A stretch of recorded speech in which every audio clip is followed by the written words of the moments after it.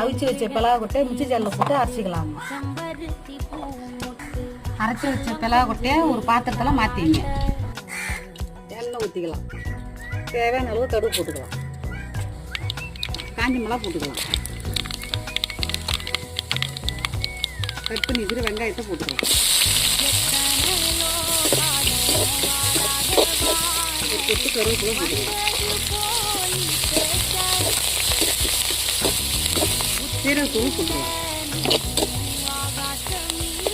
மஞ்சள் சேர்த்துக்கலாம். எவிச்சு அரைச்சி பிளவு கொட்டையை சேர்த்துக்கலாம்.